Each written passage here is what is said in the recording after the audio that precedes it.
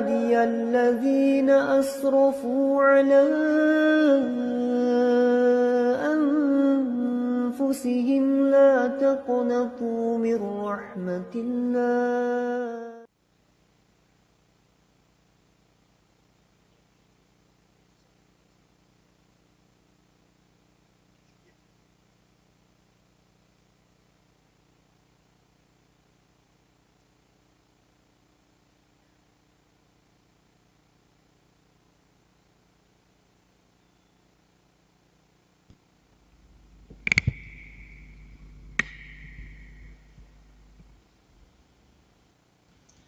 Bismillahirrahmanirrahim. Assalamualaikum warahmatullahi wabarakatuh.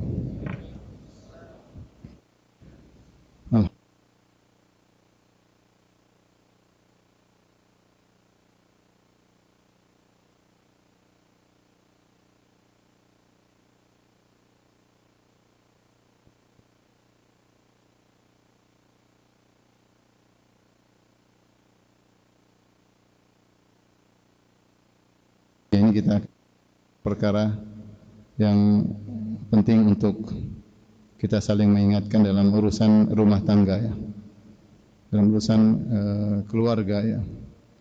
Karena kita tahu bahwasanya menikah adalah ibadah. Terlalu banyak dalil yang menunjukkan bahwasanya pernikahan merupakan ibadah, merupakan sunnah Nabi sallallahu alaihi wasallam yang Rasulullah SAW berkata, "Man raghiba an sunnati falaysa minni." Barang siapa yang benci terhadap sunnahku maka bukan dari golonganku. Yang Nabi SAW bersabda, "Man tazawwaja faqad istakmala nisfa dinihi falyajtahid fi nisfil baqi." Siapa yang telah menikah maka dia telah menyempurnakan setengah agamanya, tinggal dia bersungguh-sungguh untuk menyempurnakan setengah yang lainnya. Ini menunjukkan bahwasanya di balik pernikahan banyak sekali maslahat-maslahat yang terkait tentang agama seseorang. Kemudian juga Rasulullah SAW bersabda, "Thalathatun haqqun 'ala Allahi aunuhum." 3 orang yang wajib bagi Allah untuk menolong mereka, di antaranya an-nakih yuridul afaf. Seorang yang menikah karena ingin menjaga harga dirinya. Ya. Allah juga menceritakan antara nikmat yang Allah berikan kepada para rasul adalah mereka menikah. Walaqad arsalna rusulan min qablika wa ja'alnahum azwajan wa dzurriyyah. Sungguh kami telah mengutus para rasul sebelum engkau wahai Rasulullah, dan kami jadikan bagi mereka azwajan, mereka memiliki istri-istri dan mereka memiliki anak-anak ya. Jadi tidak usah diragukan bahwasanya pernikahan adalah ibadah yang sangat mulia. Nah, kalau kita sadar bahwasanya pernikahan merupakan ibadah yang mulia, maka kita ingat bahwasanya pernikahan merupakan ladang pahala yang sangat besar bagi suami maupun istri. Ikhwan dan akhwat yang dirahmati Allah Subhanahu wa taala, para suami dan para istri dan juga para jombloan dan jomblowati ya, yang dirahmati oleh Allah Subhanahu wa taala. Seorang harus tentang fikih nikah. Ini penting ya, karena kita ketika sudah menikah, kita niatkan menjalankan pernikahan sampai seumur hidup ya, sampai kita meninggal dunia. Kalau kita yang ingin umrah atau haji, kita melakukan manasik, itu hanya kegiatan sebentar. Umrah paling kegiatan tinggal muqaddimah.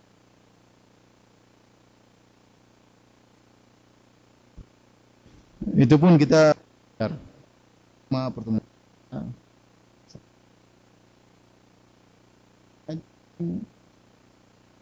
yang paling inti dari tanggal 8 sampai tanggal 13.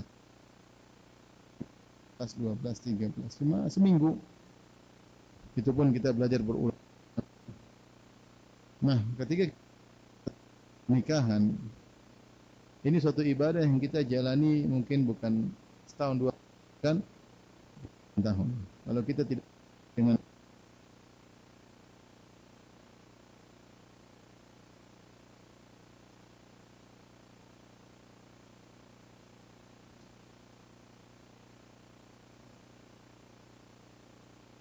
lelaki yang terbaik, dan Rasulullah SAW menjadikan istri yang wanita Rasulullah menjadikan terbaiklah suami yang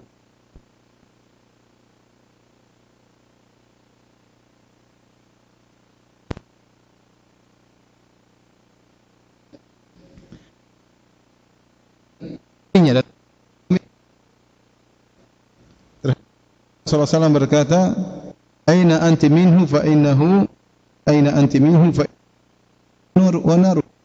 Wahai sang wanita, lihat bagaimana posisimu di hati suami, itu surgamu atau nerakamu. Ya. Lelaki terbaik, istri yang terbaik. Sangat dan jelas dan ladang pahala. Nah, kita ingin rumah tangga kita romantis.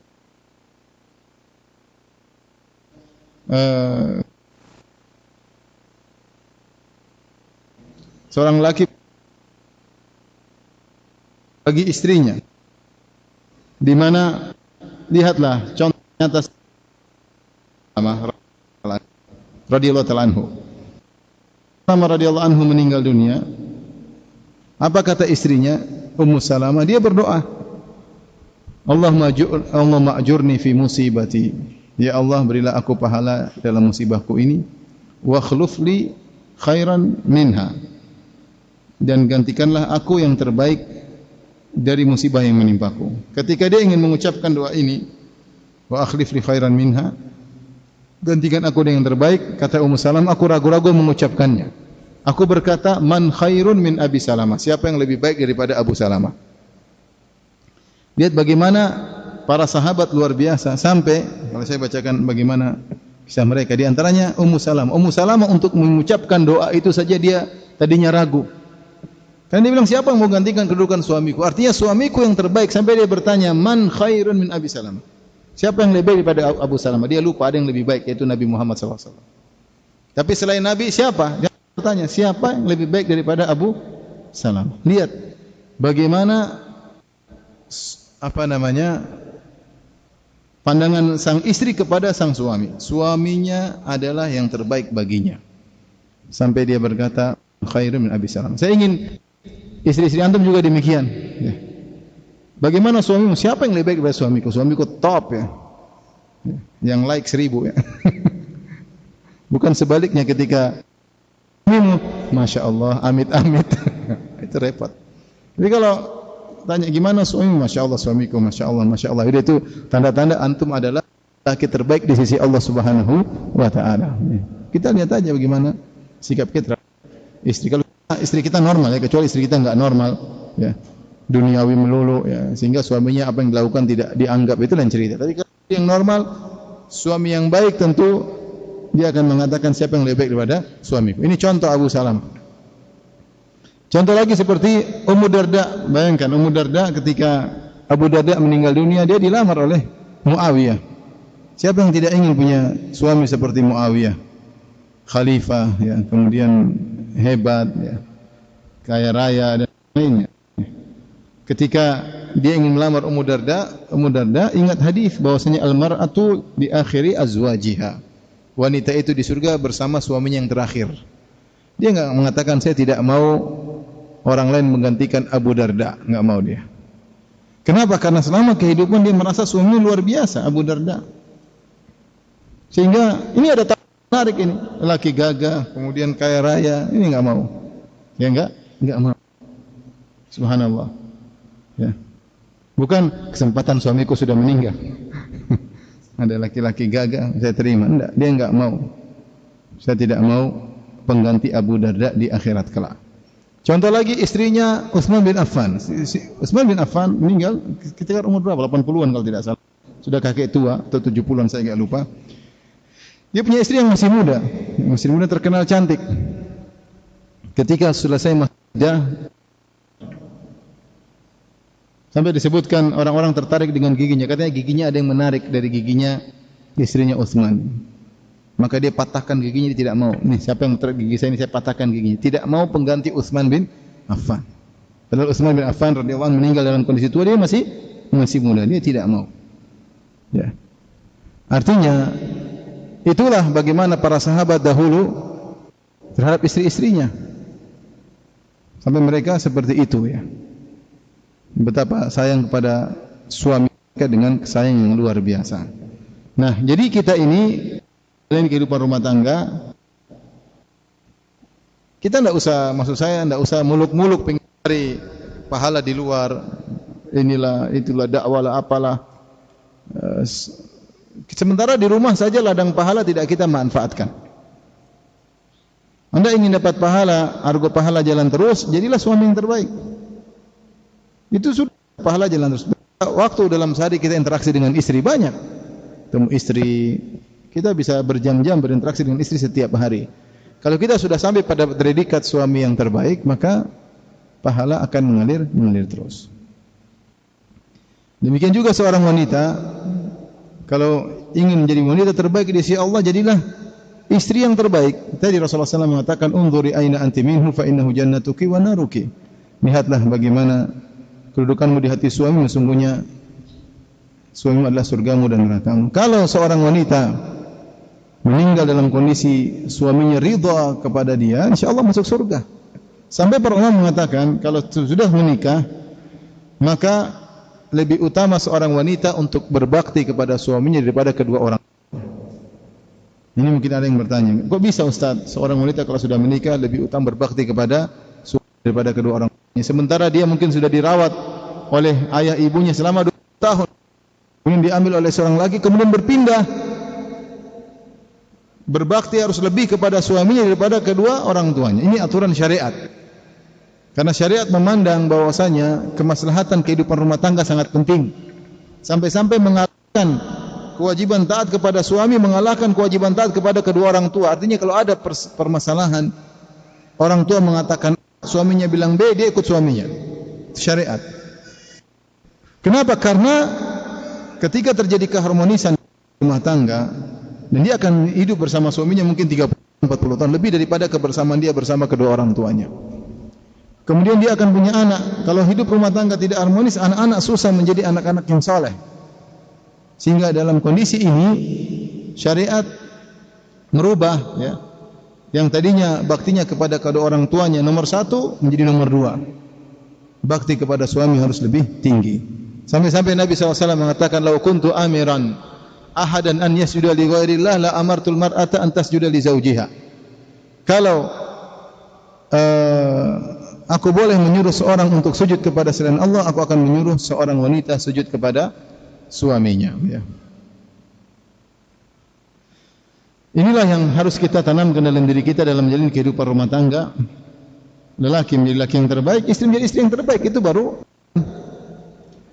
kenyataan pahit yang kita dapatkan. Lelaki lebih baik kepada orang lain daripada istrinya. Ramah kepada istri orang lain daripada istrinya. Murah senyum kepada istri orang lain daripada istrinya sendiri. Ini jadi masalah. Ramah sama teman-temannya, sama istrinya tidak ramah. Dia lebih pandai untuk berbuat kebaikan kepada orang lain, tapi tidak mau berkorban untuk berbuat baik kepada istrinya.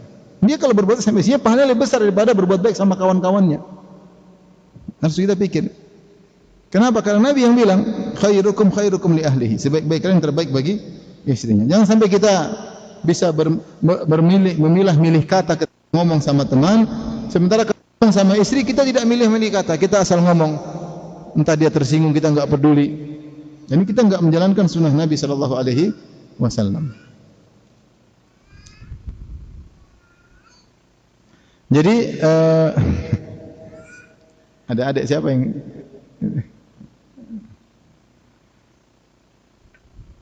ikhwan dan akhwat yang rahmati Allah Subhanahu wa taala, ya. Ini yang perlu saya ingatkan kepada para suami.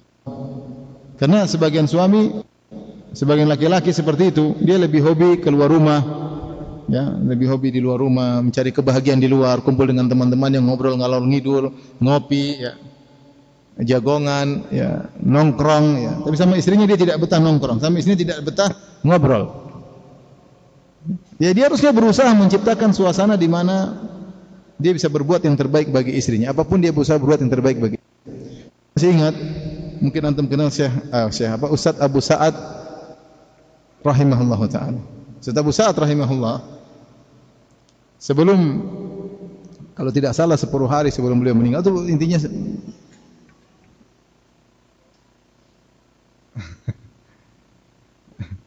anak siapa itu? Di atas ya? Oh, no. Jadi, enggak apa. Jadi kita lanjutkan. Jadi Ustaz Abu Sa'ad rahimahullah taala beberapa waktu sebelum beliau meninggal dunia karena kecelakaan di Sumatera, dia sempat menginap di rumah saya. Ya. Dia sama istrinya menginap di rumah saya. Karena istri dia dengan istri saya juga ada hubungan kekerabatan. Istrinya cerita ketika dia pulang menuju ke Jogja, istrinya ingin lihat sebagian bunga di rumah saya. Istri saya cerita. Kemudian akhirnya diambillah oleh istrinya, karena bunga di rumah juga banyak, enggak ada nilainya sebenarnya. Ininya kemudian dibawa oleh istrinya pulang ke Jogja, tapi ditahan di bandara. Tahan di bandara. Bunga murahan lah. Saya bukan punya bunga yang mahal-mahal. Cuma namanya perempuan kan, dia suka ya sudah dibawa. Bunga murahan. Sampai di bandara ditahan, tidak boleh, harus ada surat-suratnya. Kata istri Ustaz Abu Sa'ad rahimahullah, cerita kepada istri saya, dia bilang, Ustaz, saya dicerita secara global aja. Ustaz bilang, sayang, kamu suka dengan bunga ini? Iya Abah, suka. Ya, sudah, kalau kamu suka, Abah urusin. Dia urus ke sana kemari sampai bisa naik pesawat. Kalau kita apa ini masalah bunga lagi, bikin pusing aja, udah buang aja, nanti Abi belikan di mana, di Jogja sana satu. Kalau saya mungkin begitu. Bikin, tapi enggak, nama lain. Lihatlah Nabi SAW, Aisyah hilang, Rasulullah SAW sekarang tidak terlalu berat, tapi itu disukai oleh Aisyah. Maka Rasulullah SAW menyuruh pasukan untuk cari kalung tersebut dari malam sampai subuh. Rasulullah SAW suruh para sahabat cari dan tidak dapat. Dapatnya kapan? Ketika mereka sudah menyerah, tidak dapat. Ketika ontanya berdiri, ternyata kalungnya keinjak onta sehingga tidak kelihatan dari semalam suntuk.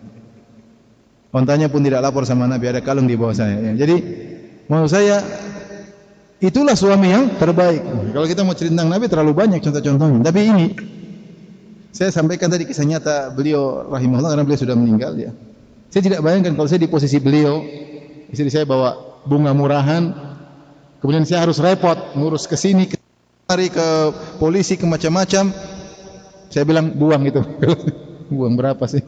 Buang, nanti Abi cari yang lebih bagus daripada itu mungkin. Tidak, beda. Itu namanya menjaga apa? Wanita. Ustaz Abu Sa'ad orang yang sangar ya. Kesana kemari, ke safar, ke mana-mana ya. Tapi subhanallah, sama istri bisa jadi seorang yang lembut ya. Rahimahullah ya. Jadi begitulah kita kalau sama istri, harusnya kita bisa lembut sama orang. Ada istri harus bisa lebih lembut lagi karena pahala besar ya. Jangan ketika masuk di luar rumah seperti kelinci, masuk rumah seperti singa. Di luar lemah lembut. Kelinci itu kan dipegang enak, dilihat, sampai rumah jadi singa. Sebagian laki seperti itu, sama istri ngomong sembarangan, tidak menjaga perasaannya, asal mencelanya ya. Apalagi istrinya sudah gembrot, wah tambah lagi dia. Bikin gembrot dia padahal. Jadi seperti itu. Jadi jangan begitu ya. Sama kalau ingin jadi wanita terbaik, jadilah yang terbaik bagi suaminya ya. Kapan suami ridho, udah surga selesai. Jihad seorang wanita, kalau saya boleh katakan, seorang wanita adalah meraih ridho suami. Meraih ridho suami. Sampai dalam hadis Rasulullah SAW menyebutkan, jika seorang wanita sudah salat 5 waktu, idza shalatil mar'atu khamsaha, salat 5 waktu, wa shamat syahraha, sudah puasa bulan Ramadan, ya. Wa hasanat farjaha, menjaga kemaluannya, wa ata'at ba'laha, dan dia kepada suaminya, qila laha, dikatakan kepadanya, udkhilil jannata min ayyi babin min abwabil jannati syi'ti. Masuklah kau ke dalam surga dari pintu mana saja yang kau kehendaki. Luar biasa. Dia salat sunnah banyak-banyak. 5 waktu aja dia salat. Enggak usah qabliyah, enggak usah ba'diyah. Enggak usah salat tahajud, enggak usah salat udah qabliyah, ba'diyah, enggak usah. Salat 5 waktu aja. Enggak usah puasa sunnah, enggak usah Senin Kamis. Enggak usah puasa Daud, enggak usah. Ramadan aja. Yang penting jaga kemaluan. Yang penting yang berikutnya ata'at ba'laha, taat kepada suaminya. Ini yang luar biasa. Katakan kepadanya mau surga dari pintu mana kau kehendaki, menunjukkan taat kepada suami pahalanya sangat besar. Tadi saya katakan bahwasanya berbakti kepada suami lebih dari berbakti kepada kedua orang. Maka seorang wanita ingat, kalau dia berbicara berkata yang lembut kepada kedua orang tua, rasa dapat pahala, maka hendaknya dia hadirkan perasaan tersebut bertutur kata kepada suaminya. Mana yang lebih wajib sekarang, berbakti kepada suami atau orang tua? Semua. Saya tidak ingin bapak-bapak jawabannya. Saya ingin tanya ibu-ibu. Ibu-ibu berbakti kepada suami atau kepada kedua orang tua? Insya Allah. Insya Allah. Menjadi saksi.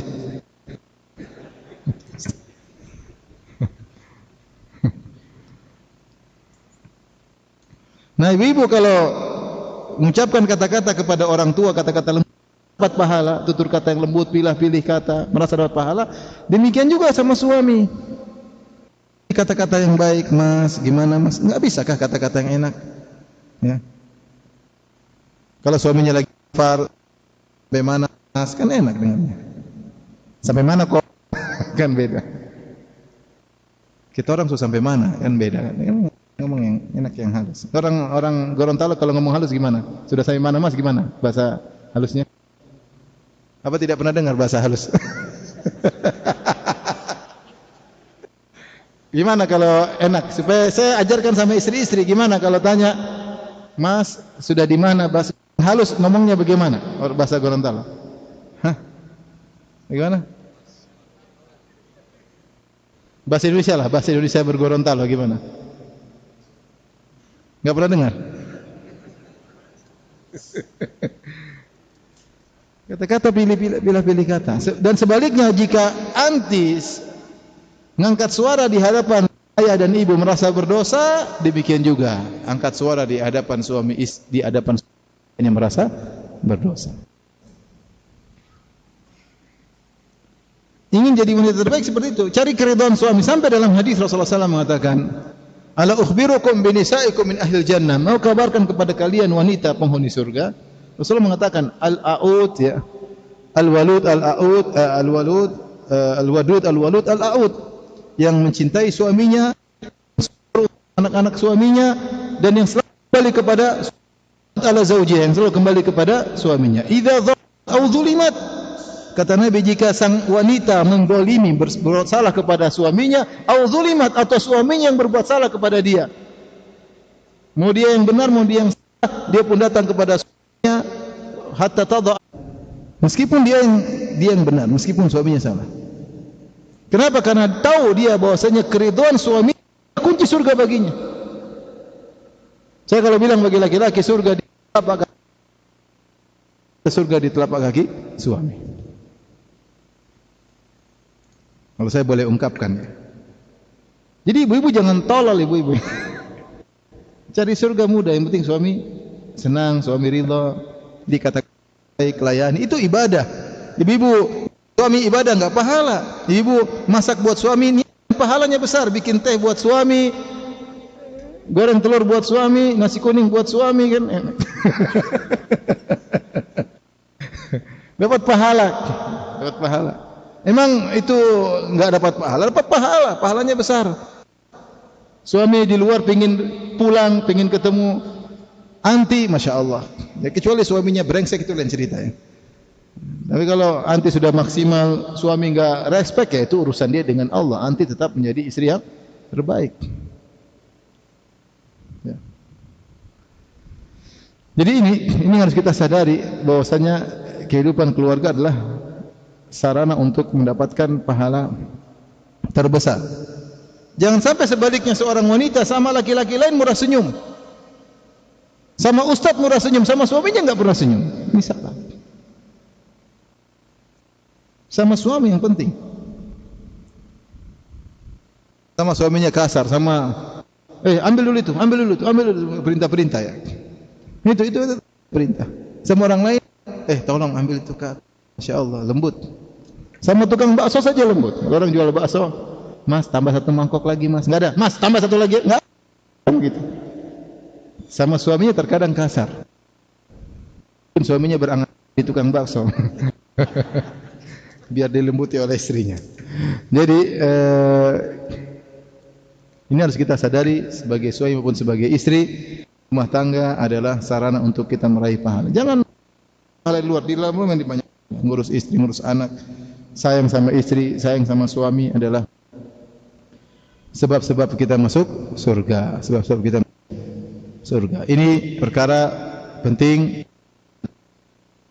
Rumah tangga adalah ibadah, bukan cuma sekedar kenikmatan, dia adalah pertanggungjawaban yang ditanya oleh Allah SWT, dan dia adalah ibadah yang sangat mulia.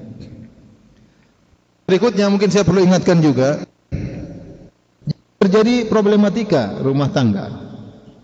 Tidak ada rumah tangga yang aman-aman ya, hampir tidak ada ya. Cuma intensitas pertikaian banyak atau sedikit itu saja. Kalau cuma sedikit itu tangga bahagia. Tapi kalau sering itu berarti tidak bahagia. Seharusnya secara logika kalau sudah ngaji harusnya, ini seharusnya ya. Suami sudah ngaji, istri sudah ngaji, harusnya rumah tangga semakin akur. Harusnya demikian. Kalau benar-benar ngajinya benar, diterapkan dalam kehidupan sehari-hari, harusnya semakin akur. Saya pernah umrah dengan seseorang, kemudian dia datang ke saya, Ustaz, saya baru ngaji 2-3 tahun ini. Masya Allah. Dia bilang, Alhamdulillah Ustaz, dulu saya hampir bertengkar tiap hari, bertengkar sama istri, bertengkar. Setelah kami ngaji, kami enggak bertengkar lagi. Sudah 2-3 tahun enggak pernah bertengkar. Sampai kadang-kadang saya rindu kapan bertengkar lagi. Dia bilang gitu, kadang-kadang saya rindu kapan bertengkar lagi. Ini contoh mengaji memberi dalam kehidupan sehari-hari. Nah, kita punya namanya manajemen konflik, bagaimana menghadapi problematika kehidupan rumah tangga. Tidak ada di antara kita yang lepas dari namanya problematika. Entah karena perangai kita sebagai suami yang mungkin kasar, mungkin perangai istri kita yang kurang pas. Tapi intinya yang ingin saya sampaikan, kalau terjadi problematika antara kita dengan istri, hendaknya kita mengikuti arahan-arahan sunnah nabawiyah, sunnah Nabi sallallahu alaihi wasallam. Di antaranya ya, kalau terjadi problematika rumah tangga, hadirkan dalam diri kita bahwasanya kita punya peran dalam terjadinya kesalahan tersebut. Kita pasang seperti itu. Kita punya andil dalam kesalahan tersebut. Bisa jadi karena kita yang bermaksiat. Mungkin maksiat di luar, kita lihat cewek-cewek, akhirnya istri kita terpengaruh. Artinya berubah akhlaknya. Dahulu para salaf mengatakan, aku melihat dampak maksiatku pada perubahan, pada tungganganku, pada pembantuku. Bisa jadi maksiat yang kita lakukan dampaknya pada istri kita yang membangkang, mengangkat suara karena kita maksiat di kantor. Ngobrol sama cewek, ketawa ketiwi, ngobrol sama istri orang, senyum-senyum, ya, seakan-akan tanpa ada batas, ya. Atau kita lihat di internet, lihat macam-macam, atau mungkin kita zalimi orang, banyak hal yang ternyata dampak maksiat tersebut menimpa rumah tangga kita. Jadi setiap terjadi konflik, terjadi masalah, jadikan diri kita punya bagian andil dalam terjadinya permasalahan tersebut. Jangan kita bilang semua 100% salahmu. Nah, kalau gini sulit. Akhirnya kita punya ego dan selalu kita menyalahkan dan sulit untuk terjadinya keakuran. Tapi awal kita sudah pasang saya juga punya andil dalam kesalahan tersebut, maka kita merasa kita juga punya salah. Dan ketika kita merasa kita punya salah, mudah untuk merajut ya kesalahan yang telah terjadi. Ini penting karena ketika kita tidak menghadirkan perasaan ini, maka kita berusaha melemparkan seluruh kesalahan 100% kepada pasangan kita, dan ini tidak benar sehingga sulit untuk diperbaiki. Ini yang pertama ya. Yang berikutnya, kita harus sadar bahwasanya pasangan kita tidak sempurna. Sebagaimana kita tidak sempurna. Ya, sebagaimana orang mengatakan suamimu bukan malaikat dan istrimu bukan bidadari.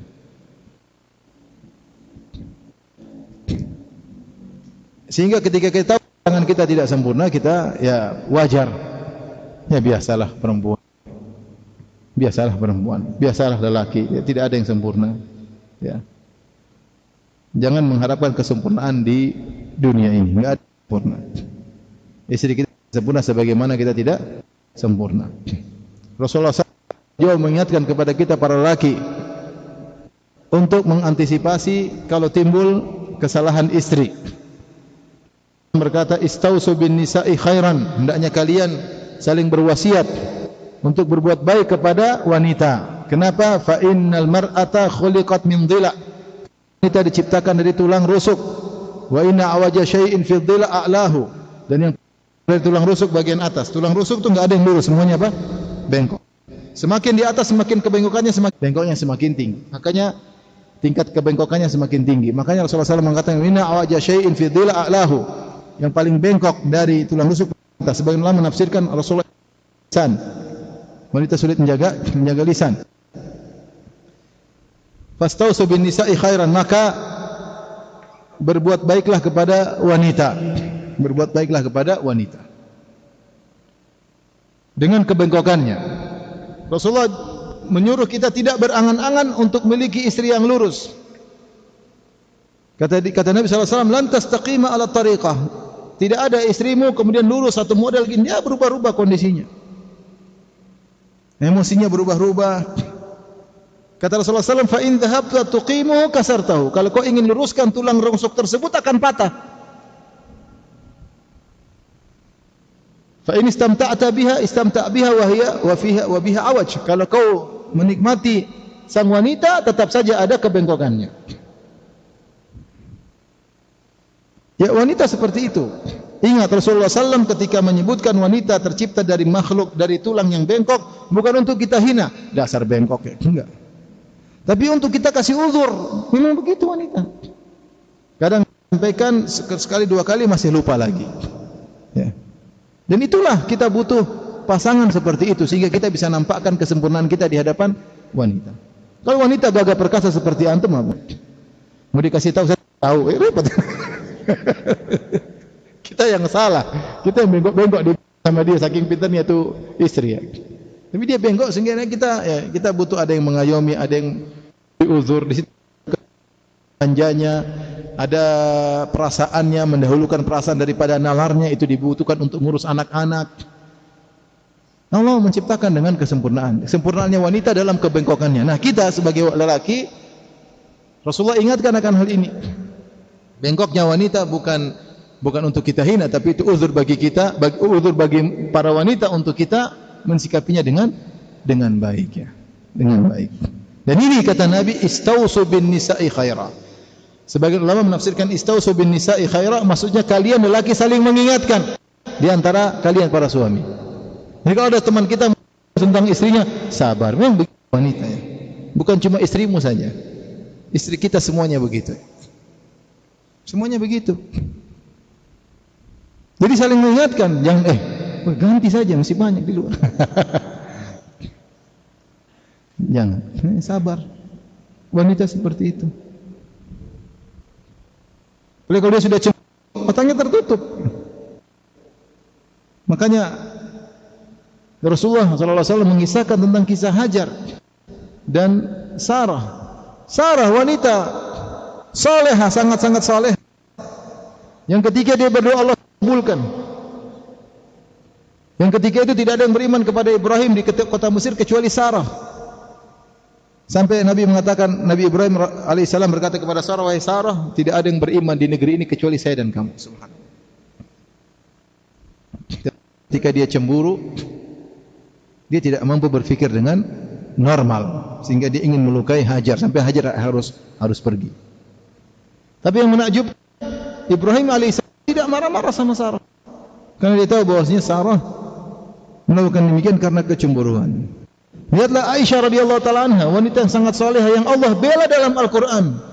Sampai Allah turunkan ayat, istrinya sabar. Gar ya enggak lah. Ya kita suruh sabar tapi dia enggak sabar ya wajar. Paham? Kita harus ya. Lihat bagaimana Ummu Salamah ngirim piring di jatah nginap Aisyah. Aisyah cemburu, piringnya dipukul. Pembantu ngirim piring hanya dipukul, jatuh piring pecah. Mungkin kalau kita gimana sih anti sudah ngaji lama kok kayak begini enggak? Ini Aisyah radhiyallahu anha yang bela Allah Subhanahu wa taala. Rasulullah dengan tenang, piring jatuh. Dia berkata kepada para sahabat, "Gharat ummukum, ibunda kalian cemburu." Bahkan dia kasih uzur kepada istrinya. Itu wajar. Seakan-akan dia mengatakan, biasa ini karena cemburu. Ini karena cemburu. Jadi kalau misalnya istri antum dapati antum lagi pegang HP, kemudian dia ambil HP-nya ternyata ada nama cewek. Kemudian dia cemburu, dia banting HP pecah.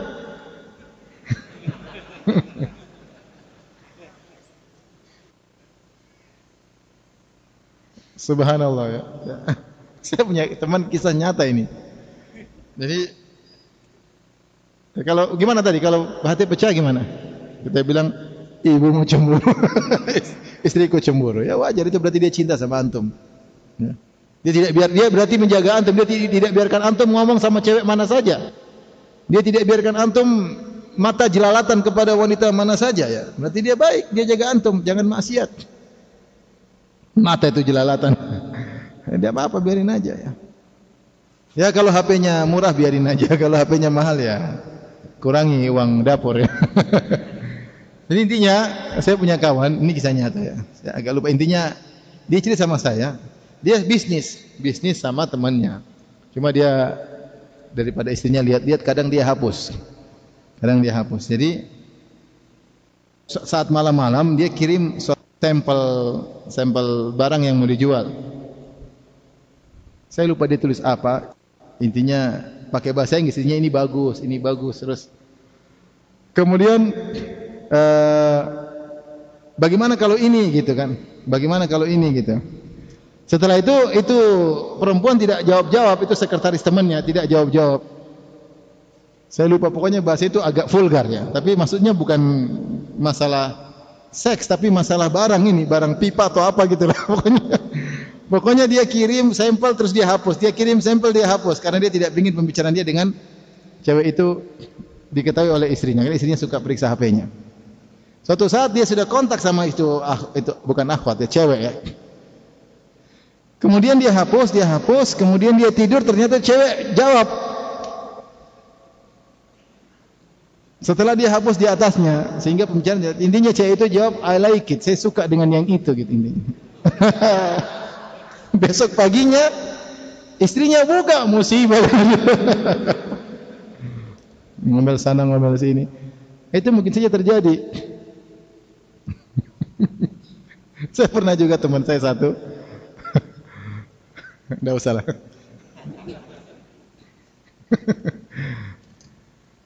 Konyol ya, konyol. Tapi tidak usah. Baik, ini mau saya, ikhwan dan akhwat yang dirahmati Allah Subhanahu wa taala.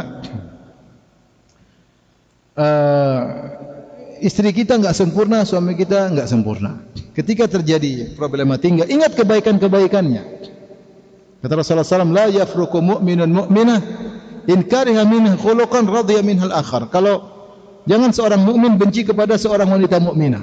Ini yang Rasulullah bicara tentang orang mukmin. Orang mukmin harusnya seperti itu. Kalau enggak mukmin enggak ada urusan. Orang mukmin harusnya cara berpikirnya seperti itu. In kariha minha khuluqan radiya minal akhar. Kalau dia benci satu perangai dari istrinya, dia pasti suka dengan yang lainnya. Istri kita tidak sempurna, tapi dari 100 perangai mungkin 5 yang tidak kita suka atau 10. Masih ada 90 yang kita sukai. Jangan ingat yang 10 ini, ingat yang baik-baiknya. Ini tidak mungkin sempurna. Allah sengaja menciptakan pasangan kita tidak sempurna agar kita rindu untuk ke surga.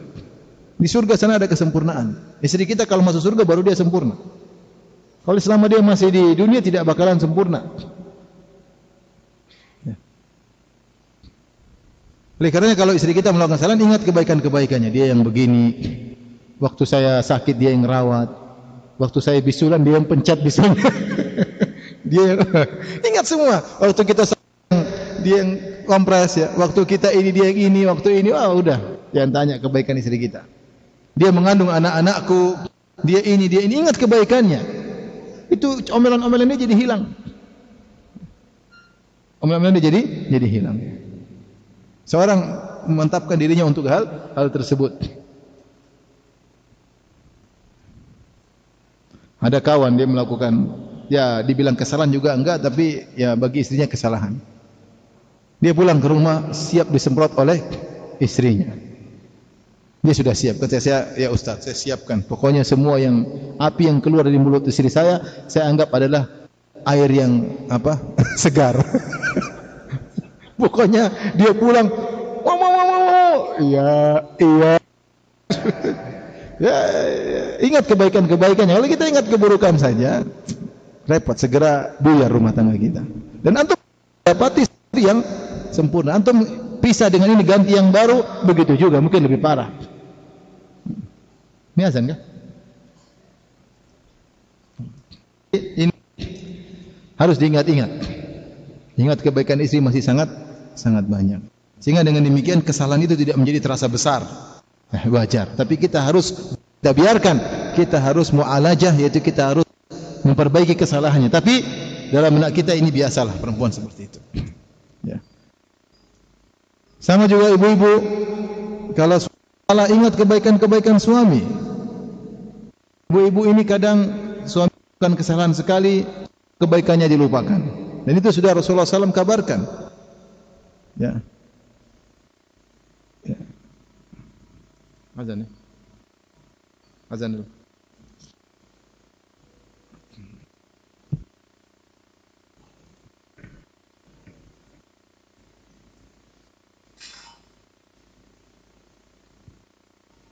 Jangan terlalu dekat sama mic ya.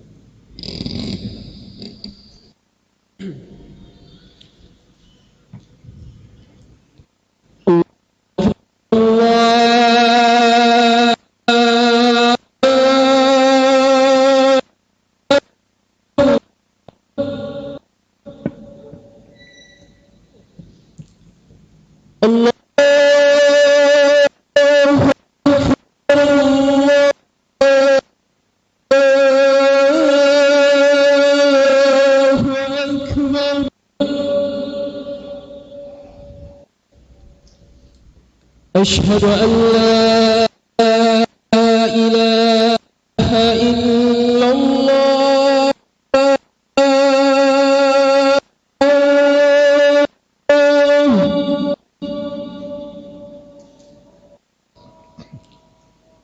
أشهد أن لا إله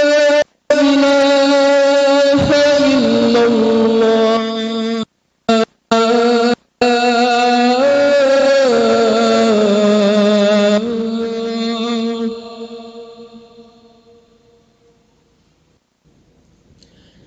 أشهد أن محمدا رسول الله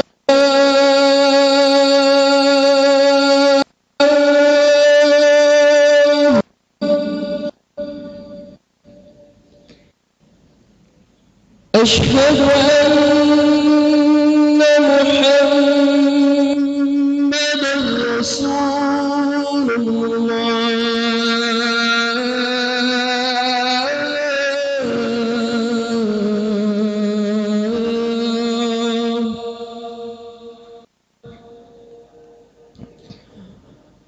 حي على الصلاة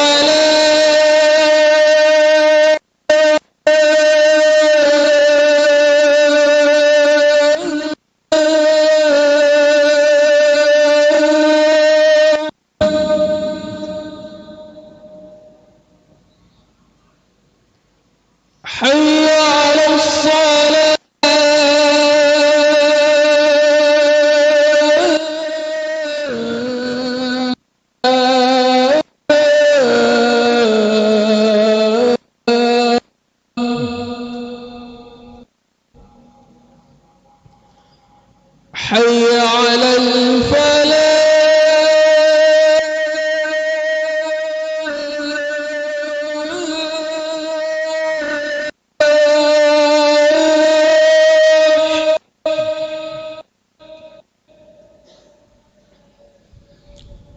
حي على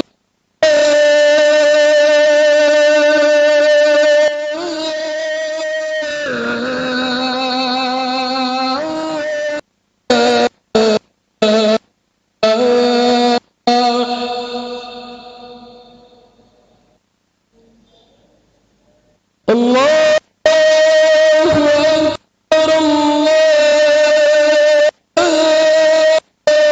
أكبر لا إله إلا الله اللهم صل على محمد اللهم بارك على محمد اللهم رب هذه الدعوة صلاة لك.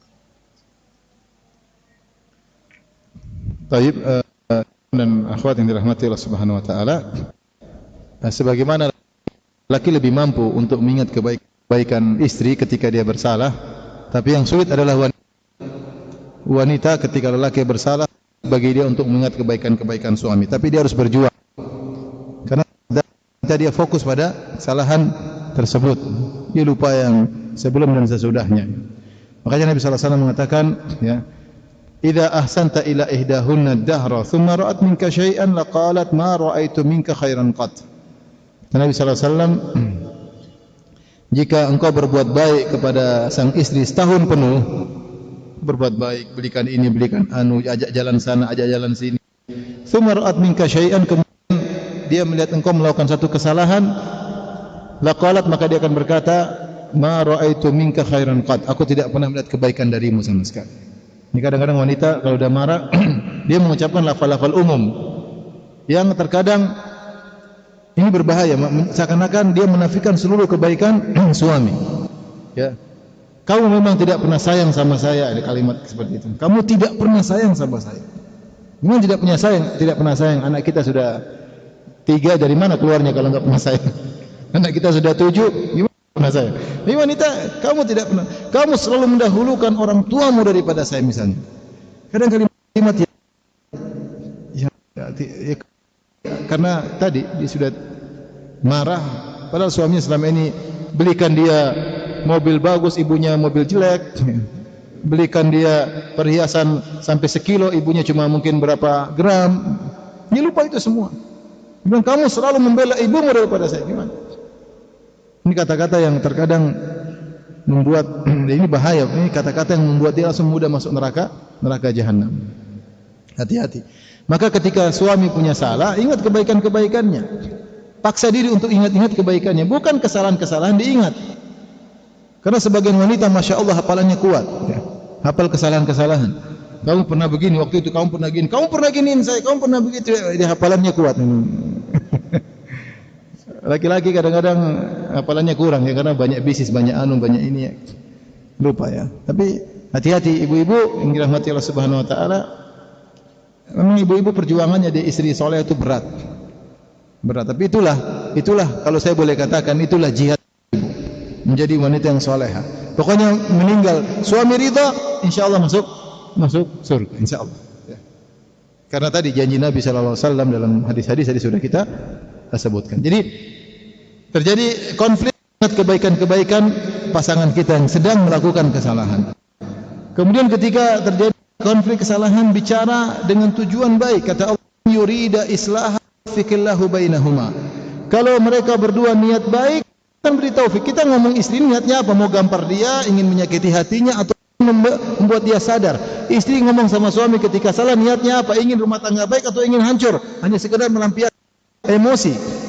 Kalau kita niatnya baik, Allah kasih berkah. Yurida islaha yuwaffiqillahu bainahuma. Kalau mereka berdua niat baik, Allah akan beri taufik, kemudahan untuk baik di antara mereka berdua. Makanya kalau kita ada masalah, ini mau apa sih? Duduk, apa namanya? Ada orang salah ke rumah, kemudian masalah bertahun-tahun. Saya bilang, duduk sama istrimu, kok mau begini terus? Kamu enggak capek? Saya capek loh. Tiap hari bertengkar, libur sehari, bertengkar lagi 3 hari, libur 2 hari. Kapan cuti? Setahun kita enggak pernah cuti, selalu bertengkar. Dan selalu, sebelumnya mereka selalu masalah telepon saya ini enggak berhenti-berhenti. Dia ajak istri mengobrol sini. Begini terus, enak hidup begini. Kita paling menderita, semua orang bahagia. Itu orang miskin-miskin saja baik, tinggal di pinggir kali saja tidak bertengkar sama istrinya. Kita udah punya rumah, udah punya mobil, bertengkar tiap hari. Mau begini terus sampai kapan? Nah bicara, kita niatnya apa? Niat mau baik apa niat mau buyar? Atau ingin kamu yang salah, saya yang benar? Saya begitu, maunya gitu, egonya gitu. Harus ngaku kamu yang salah. Terus kalau saya salah kenapa? Menang ronde pertama. Terus setan masuk. Nah, kita ini ketika terjadi konflik ini niat ingin baik, niat baik berarti kita niat menasihatinya dengan baik, dengan cara yang baik. Ketika terjadi konflik, usahakan menasihati ketika tidak sedang emosi. Karena kalau kita sedang emosi, sulit kita menyampaikan dengan tenang. Dengan kata-kata yang teratur, akhirnya kata-kata kita kotor. Kita bilang istri kita dasar ini, dasar anu, dasar ini. Ya. Istri juga bilang sama suami, dasar kamu, dasar ini. Sampai ada istri marah sama suami bilang, dasar muka kayak comberan, masya Allah. Istri suaminya dibilang apa muka? Comberan ya. Nanti suaminya kalau balas dia marah, dia balas lagi dengan kata-kata yang kotor akhirnya. Itulah. Kita ingin baik-baik, ngobrol tenang baik-baik ya. Jadi nasihati ketika sedang tenang. Karena kita ingin kebaikan. Ini istri kita yang sudah hidup rumah tangga sama kita lama, sudah kita membangun kebahagiaan sekian lama, anak-anak sudah banyak. Ya. Pikir efek kalau kita berpisah anak-anak bagaimana ya. Seperti itu kita pikirkan semuanya. Jangan ikut hawa nafsu sesaat. Ingat perkataan para salaf, kalau marah itu apa? Al-ghadabu awwaluhu junun wa akhiruhu nadam. Marah itu awalnya seperti orang gila, ujungnya adalah penyesalan. Adalah penyesalan. Ya. Kalau istri bilang ceraikan aku, antum jangan bilang oh iya, saya talak 1000, jangan ya. Jangan terpancing. Bahkan kalau kamu jantan ceraikan aku, ya saya tidak jantan dalam hal ini. Justru kalau antum jantan, antum jangan ceraikan. Kalau antum ceraikan, antum betina, memang cepat emosi. Laki-laki itu bisa kontrol dirinya. Ya. Emosi percuma, itu setan masuk di antara kita. Kalau udah marah, setan masuk. Jadi nasihati ketika dalam kondisi tenang. Nasihat, kita ajak berfikir, berdingin. Ya. Istri juga kalau diajak bicara baik, ya tenang, ya. Jangan ikut emosi. Bagaimana anti kemudian ikut emosi rumah tangga yang sudah anti bangun selama puluhan tahun kemudian buyar. Di sana banyak orang tertawain anti. Oh ternyata ditertawain sama banyak orang. Nanti ingin ditertawain sama banyak orang. Nanti ingin akan ditertawain sama teman-temannya. Karenanya kalau ada konflik tenang ya. Hadapi dengan tenang. Kemudian cara ya. Jangan sedang emosi kemudian berbicara, tenang dulu baru menasihati. Baik istri kepada suami maupun suami kepada istri. Kemudian yang terakhir, ke permasalahan rumah tangga jangan sampai keluar rumah. Jangan sampai keluar rumah. Antara kita dengan suami saja dengan istri. Kecuali dalam kondisi terdesak kita enggak kuat lagi, kita enggak tahu solusi, cari orang yang terpilih. Yang menurut kita orangnya bijak, menjaga rahasia, kita sampaikan kepada dia. Bukan kita umbar kemana-mana kalau punya masalah. Dijadikan status. Profil picture dirubah. Tadinya gambar hati, kemudian hatinya terbelah dua. Ya. Orang jadi tanya, kenapa hatinya terbelah dua? Orang jadi tanya. Macam-macam. Jangan ya.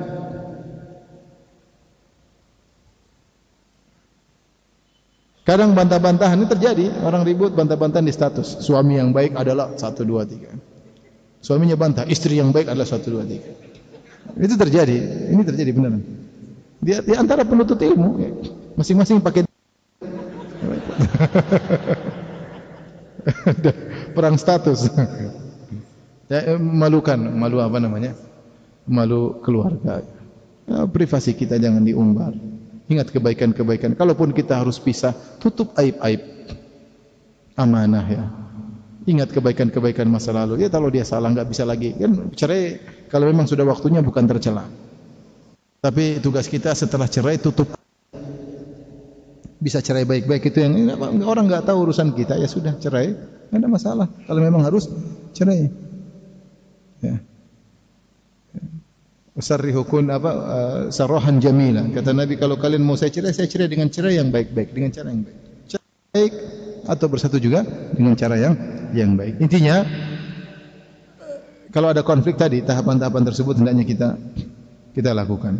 Jangan lupa, paling penting adalah berdoa kepada Allah Subhanahu wa taala. Ikhwan, kita ini enggak mungkin bisa bahagia kecuali yang bahagia adalah Allah Subhanahu wa taala. Jadikan rumah tangga kita rumah tangga yang orientasinya adalah akhirat. Kapan istri kita punya orientasi dunia atau kita orientasi dunia, rusak rumah tangga kita. Meskipun kita punya harta banyak, kita akan bahagia. Bahagia itu kalau saya dan istri saya bertakwa kepada Allah. Bahagia itu saya baca Quran, istri saya juga buka Al-Quran. Bahagia itu saya sholat malam, istri saya juga sholat malam. Itu bahagia. Bukan bahagia itu saya nonton drama India, istri saya nonton drama Korea. Itu bukan kebahagiaan. Tidak mungkin kita bisa bahagia kecuali dekat kepada Allah, karena kebahagiaan kita di tangan Allah Subhanahu wa taala. Yang bolak-balik hati kita siapa? Allah Subhanahu wa taala. Meskipun kita enggak punya harta, kalau Allah kasih bahagia, bahagia. Kita punya harta, kalau Allah cabut kebahagiaan, kita akan bahagia. Cuma bahagia semu saja. Di luar kelihatannya baik, dalam bertengkar terus. Benci, duduk kepanasan kalau dekat dengan suami. Sudah tidak menghargai suami, tidak menghargai istri, rasa cinta dicabut, hancur. Meskipun ternyata masing-masing punya mobil sendiri, masing-masing punya rumah sendiri. Jadi orientasi kita harus akhirat. Pegang tangan istri kita, sayang, kita ini sebentar lagi tinggal. Ini semua akan kita tinggalkan. Berjuang, saya dan kamu, kita berjuang agar dekat dengan Allah Subhanahu wa taala. Anak-anak bagaimana bisa bertakwa kepada Allah, ya. Jadikan orientasi akhirat. Kalau enggak, rusak rumah tangga kita. Tapi ini saja mungkin sedikit nasihat yang disampaikan kepada diri saya, juga kepada ikhwan dan akhwat yang dirahmati Allah Subhanahu wa taala. Selanjutnya ada pertanyaan, saya akan jawab yang saya bisa.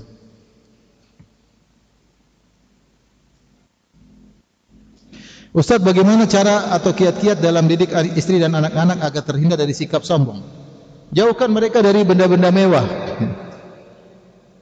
Jauhkan mereka dari benda-benda mewah, ya.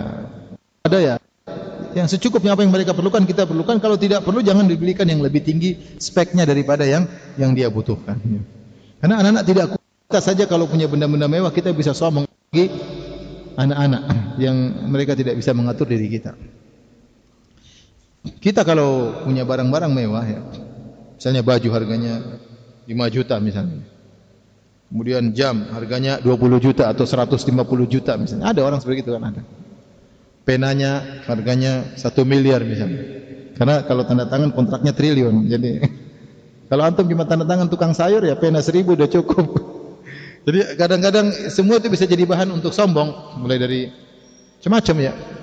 Anak-anak jangan dibiasakan seperti itu. Anak dibiasakan sederhana. Ada mereka senang-senang, kadang-kadang tidur biasa, kadang-kadang kita pergi ke hotel-hotel yang mewah, kadang-kadang hotel yang murahan, seperti itu. Kadang-kadang kita makan di restoran yang mahal karena kita punya duit. Kadang-kadang kita makan di pinggir jalan, seperti itu, ya.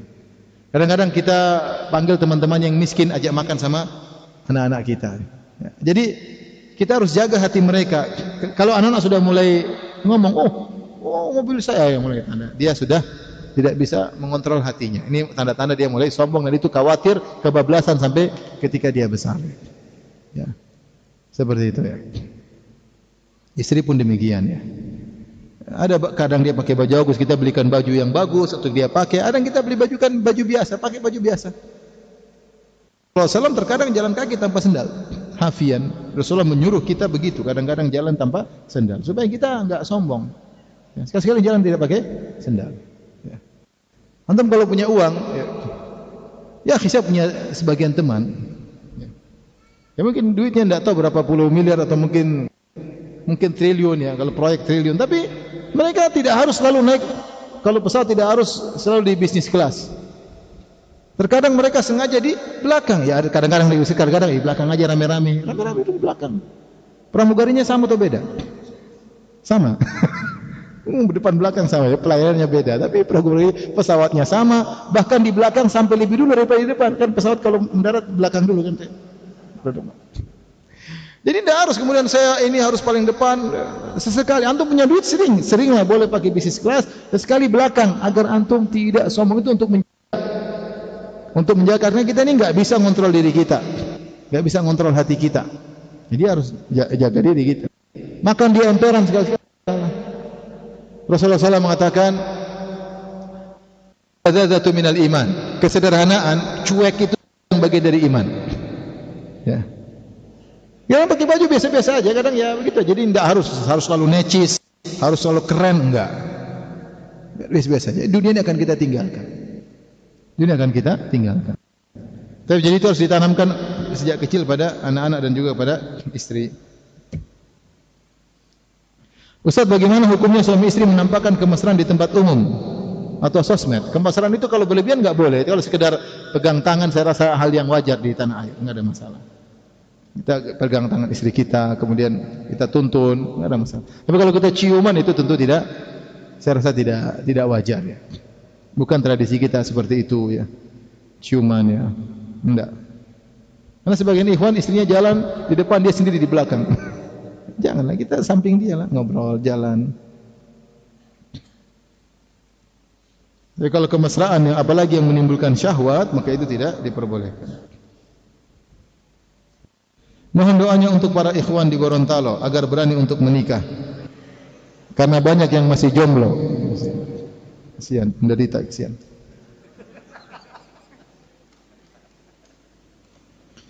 Ustaz, bagaimana menghadapi suami yang sering meledek istri sehingga membuat istri marah? Sampaikan ayat. Wala talmizu anfusakum wala tanabazu bil alqab. Jangan mencela diri kalian, jangan mencibir diri kalian. Jangan beri gelaran-gelaran yang buruk di antara kalian. Apalagi sama orang enggak boleh, apalagi istri. Sampaikan ayat, Allah berfirman. Sampaikan. Nanti hafal Quran sampaikan. Allah berfirman surat Al-Hujurat ayat sekian. Ittaqillah, bertakwa kepada Allah. Ya. Kamu begini, kamu yang bikin saya begini bilang. Nasihati suami ya, nasihat suami. Ya akhi, antum itu laki-laki juga jangan suka menghina istri ya. Itu karena antum tidak jaga pandangan. Ini kamu, istri kamu begini, karena antum matanya jelalatan, jadinya begitu. Sana tuh lihat perempuan yang gembrot, hitam, gede, itu biar antum bersyukur lihat istri. Lihat yang cantik-cantik ya istri tidak dihargai. Kalau antum tundukkan pandangan, Allah kasih kebahagiaan. Kalau enggak, antum tidak bahagia. Kalau tahu istri kita punya kekurangan secara fisik, perbaiki ya. Support dia. Suruh olahraga ke salon kamu kenapa kurang halus pipimu? Nanti waktu istri bilang, "Mas, saya minta uang ke salon." Aduh, enggak apa. Begitu sudah cukup, alhamdulillah. Pelit, gimana mau istri tampil prima sementara dia pelit luar biasa ya. Memang semua butuh duit ya, akhi. Mau istri cantik dipoles butuh apa? Butuh duit.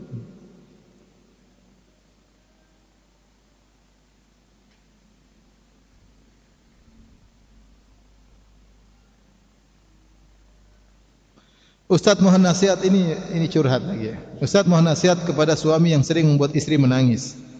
Setelah itu suami tinggal tidur, padahal istri sedang hamil. Jadi, gembrot, goblok, assalamualaikum. Jangan begitu.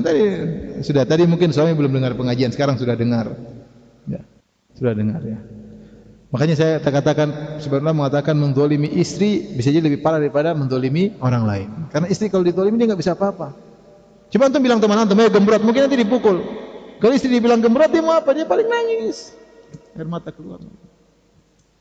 Apa yang mau dia lakukan? Enggak bisa apa-apa. Kamu jelek, kamu gini. Dia enggak bisa, diam aja sudah. Nangis doang yang bisa dia lakukan. Yang kita khawatir malam-malam dia berdoa kepada Allah, ya Allah, hancurkan suamiku, mampus antum.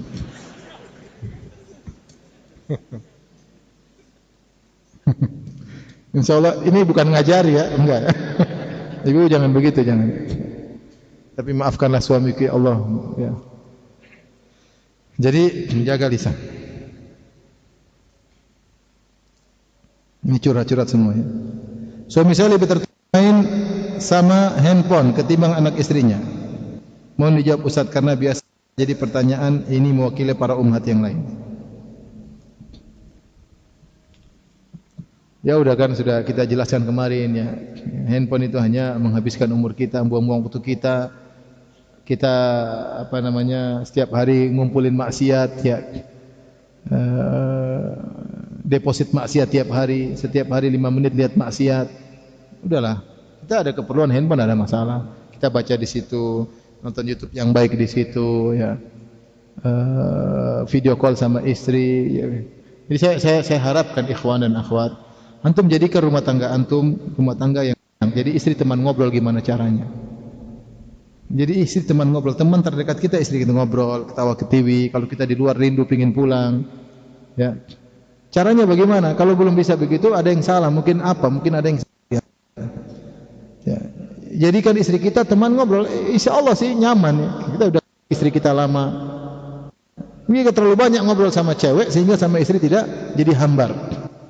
Rubah, coba mulai tundukkan pandangan, mulai ngobrol sama istri sebelum tidur, ngobrol yang nyaman, yang kira-kira nyambung, ngobrol tentang ini tentang pengajian tentang apa tentang masakan, gimana hari ini, canda-canda sedikit. Ya.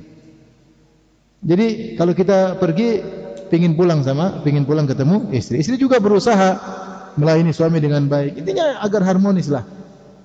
Agar harmonis gimana caranya? Suami, saya bilang antum ini kan sudah kenal sunnah ya. Maksudnya mesra lah ya. Mesra itu maksudnya gimana ya? Istri dicium keningnya sebelum tidur. Antum apa namanya? Pijit kakinya lah atau bagaimana? Kalau dia lagi ini antum ambil selimut ya. Bukan bulan madu saja dulu awal-awal ya. Teruskan sampai itu pahala semuanya. Rasulullah SAW kalau mau keluar ke masjid Rasulullah cium istrinya. Ya. Jadi mesra lah ya, romantis yang berpahala ya sama istri. Itu pahala. Antum jangan kira antum cium kening istri, antum elus rambutnya, itu berpahala. Masukkan kebahagiaan pada orang lain itu pahala yang sangat dicintai oleh Allah. Apalagi orang terdekat kita ya. Mau ngobrol kata-kata tahan, ini baik atau tidak, ini kalau ngomong ini istri suka atau tidak. Mau chatting pilih-pilih kata-kata, jangan asal tembak melulu enggak ya. Jadi dengan demikian mudah-mudahan menjadi keluarga yang bahagia.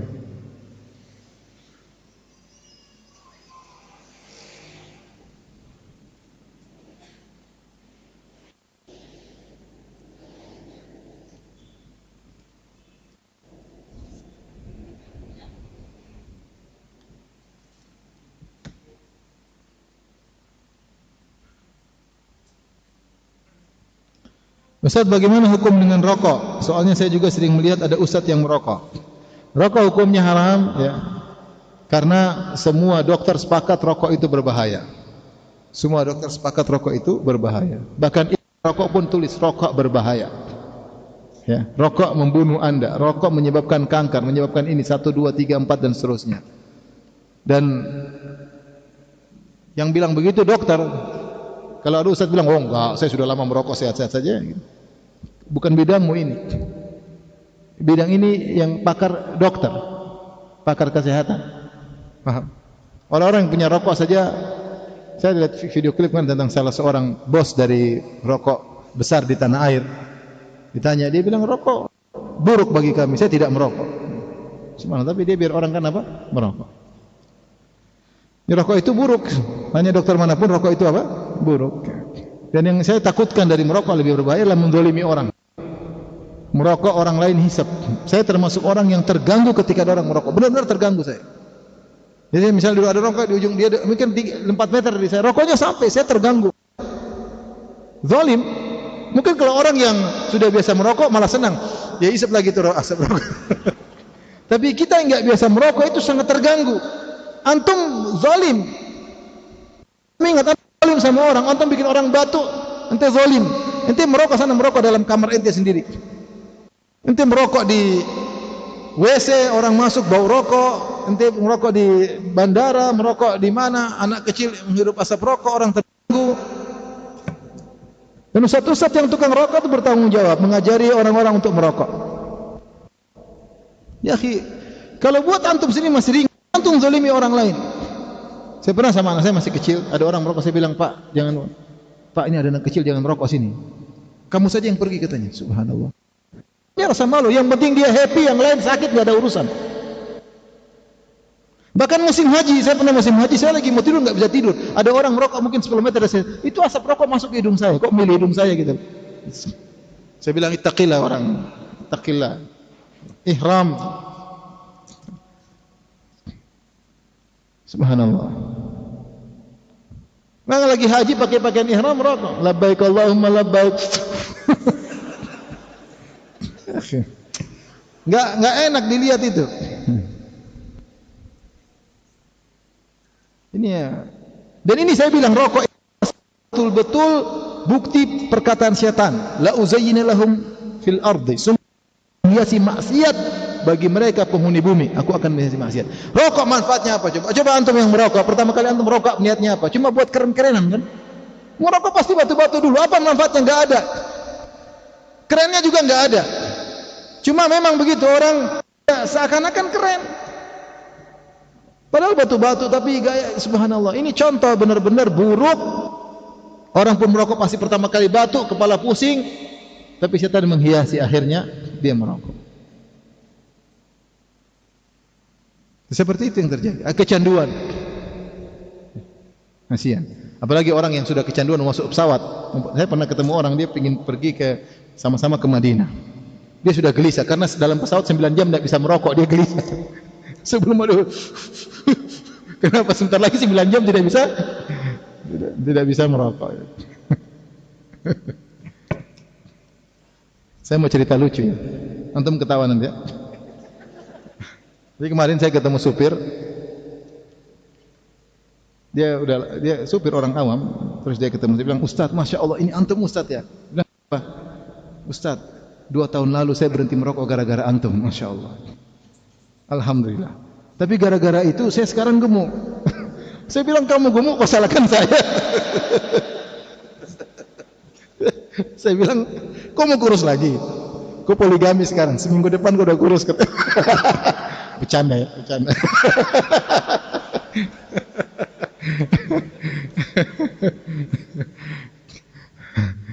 Jadi orang tergantung tekad. Kalau bertekad, insya Allah bisa ditinggalkan. Jadi saya ingatkan kepada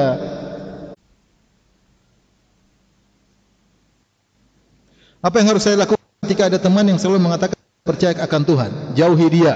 Kalau kamu antum bisa menasihatinya, bisa berdialog, dialog. Kalau enggak punya ilmu, jauhi dia. Syubhat, jangan coba-coba dengar. Dia mengutarakan saya enggak perlu. Saya percaya sama Tuhan, terserah kamu. Jangan dekati dia. Jangan dengar apapun dari dia kecuali antum punya ilmu untuk apa? Diskusi. Kamu betul bicara kamu. Kita ini akidah sudah kita yakini sejak Allah telah mengabulkan banyak doa kita. Allah telah memudahkan urusan kita. Tatkala kita terputus dari segala jalan, Allah kasih jalan dengan tiba-tiba. Saya punya Tuhan. Kau enggak punya Tuhan, terserah kamu.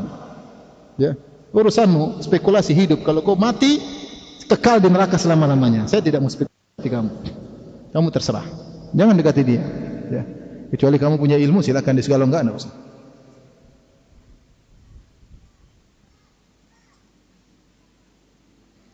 Baik, demikian saja kajian kita. Kalau bisa maaf, wabillahi taufiq wal hidayah. Assalamualaikum warahmatullahi wabarakatuh. قل يا عبادي الذين أسرفوا على أنفسهم لا تقنطوا من رحمة الله